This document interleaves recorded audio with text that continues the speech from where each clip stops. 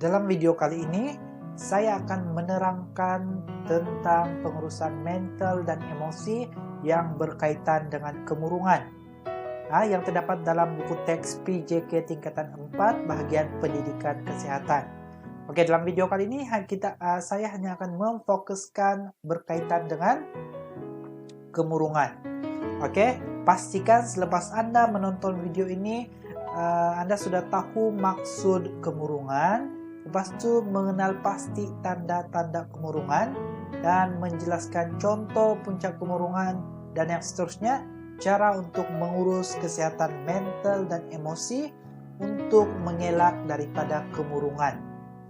Jadi sebelum itu kita mesti tahu apakah yang dimaksudkan dengan kemurungan ini. Oke, dalam slide di atas, kemurungan ataupun major depressive disorder merupakan satu penyakit mental ataupun merupakan sejenis penyakit mental yang kerap berlaku dalam kalangan masyarakat. Dan memberi kesan negatif kepada seseorang termasuk murid sekolah. Jadi maksudnya di sini kemurungan ini boleh dihidapi oleh semua lapisan masyarakat, tidak kira yang masih berada di sekolah ataupun yang sudah dalam alam pekerjaan. Jadi semua individu berisiko untuk mengalami masalah kemurungan ini ataupun penyakit kemurungan. Penyakit kemurungan inilah. Oke, jadi kita akan lihat apakah tanda-tanda seseorang itu mengalami masalah kemurungan. Oke, ada 5 dalam slide di atas ada 5 tanda-tanda kemurungan yang perlu kita tahu. Yang pertama ialah kelihatan letih dan kurang bertenaga semasa melakukan aktiviti harian. Seseorang yang mengalami kemurungan akan cepat letih dan kurang bertenaga, mungkin berpunca daripada tekanan perasaan yang menjejaskan waktu tidur. Oke, yang kedua, perasaan dan pemikiran yang negatif. Ini juga merupakan salah satu tanda-tanda individu tersebut mengalami masalah kemurungan, di mana kemurungan menyebabkan seseorang sering berasa marah, sedih, tiada motivasi, kelesuan dan berasa kekosongan. Oke, yang ketiga, tabiat pemakanan yang tidak normal. Ini juga merupakan tanda-tanda kemurungan lah. Yang pertama yaitu pesakit kemurungan akan mengalami perubahan selera makan. Jadi pastikan sekiranya ada rekan Anda ataupun Anda yang mengalami perubahan selera makan, itu tanda-tandanya Anda sudah masuk ke dalam individu yang mengalami masalah kemurungan. Oke, seterusnya yang keempat, kurang tumpuan. Kemurungan menyebabkan remaja hilang fokus di dalam kelas, seterusnya hilang minat untuk belajar. Ini biasanya sekiranya individu itu masih seorang pelajar dan mengalami kemurungan.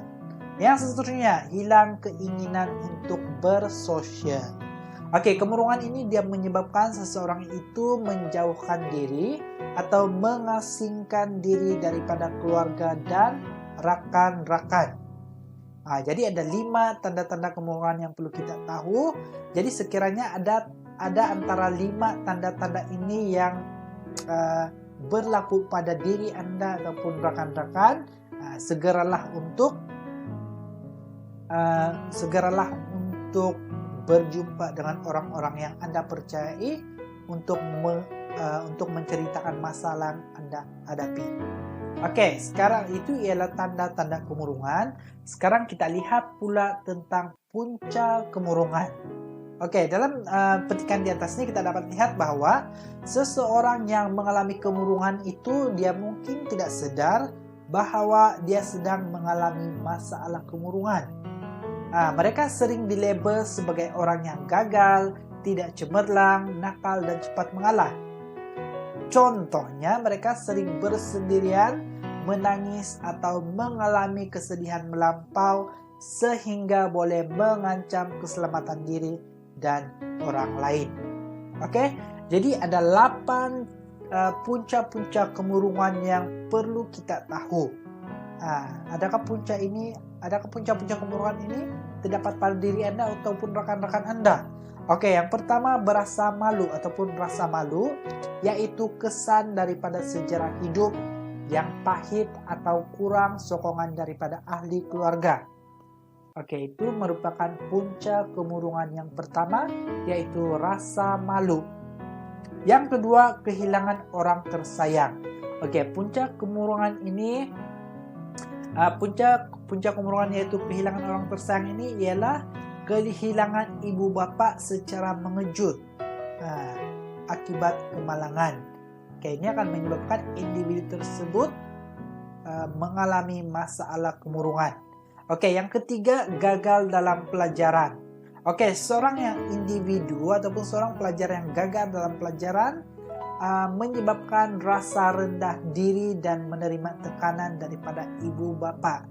Jadi semua tekanan-tekanan inilah yang akan menyebabkan individu ataupun pelajar tersebut mengalami masalah kemurungan. Oke, yang keempat, hilang anggota tubuh badan akibat kemalangan dan penyakit. Di mana seseorang yang hilang anggota badan akan lebih cepat merasa rendah diri, hilang keyakinan dan suka menyendiri, dan merasakan diri mereka tidak berguna. Kelima, masalah keluarga. Ahli keluarga yang selalu bergaduh atau ibu bapak yang berpisah akibat daripada penceraian juga akan menyebabkan seseorang itu mengalami kemurungan. Oke, seterusnya yang keenam, penyakit kronik. Individu yang menghidapi penyakit kronik seperti kanker biasanya akan merasa rendah diri dan merasakan mereka tidak dapat hidup lama. Jadi apabila pikiran-pikiran ini bermain di minda mereka, akan menyebabkan mereka mengalami masalah kemurungan. Yang ketujuh, trauma psikologi ataupun emosi, di mana individu sering menerima ejekan. Individu tersebut sering menerima ejekan akibat kekurangan diri serta dibully sama ada dengan kata-kata ataupun sentuhan fisikal. Dan yang ke-8 ialah mangsa penderaan. Jadi individu yang pernah mengalami penderaan semasa kanak-kanak lebih cenderung untuk mendapat masalah ataupun untuk menghidapi kemurungan ini. Jadi dalam info di bawah, kalau kita lihat kemurungan ini dia ada 7 jenis. Oke, 7 jenis. Yang pertama unipolar, yang kedua bipolar, yang ketiga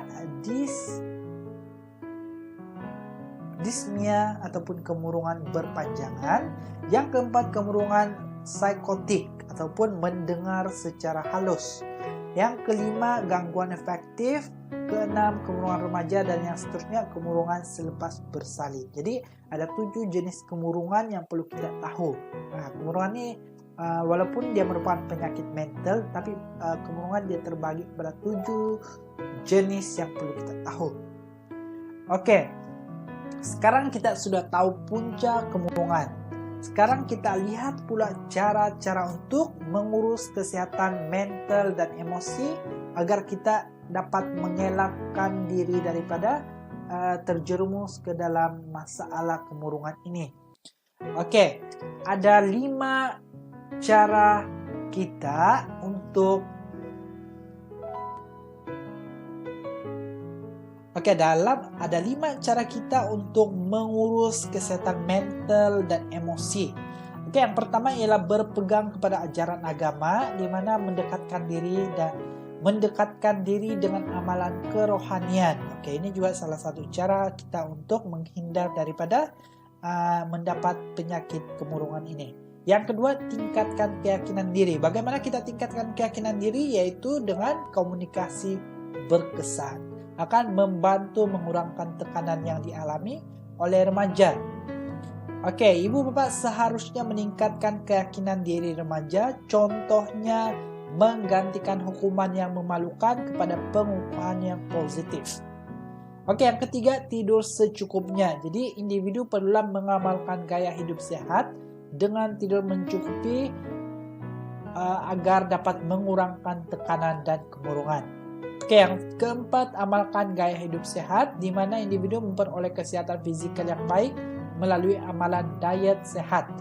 Jauhi budaya merokok agar dapat mengelakkan diri daripada penyakit, dan yang seterusnya ialah bertenang dan sentiasa bersikap positif, yaitu remaja haruslah digalakkan untuk meluahkan perasaan mereka kepada guru bimbingan dan konseling ataupun guru-guru yang mereka percayailah.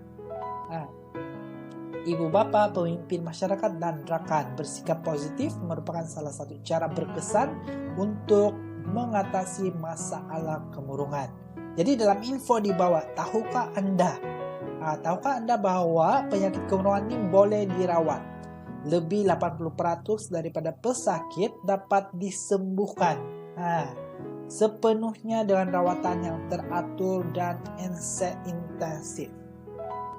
Oke, jadi itu saja untuk video kali ini. Pastikan selepas menonton video ini jangan lupa untuk menjawab soalan pengukuhan di akhir video. Sekian saja dari saya untuk video kali ini.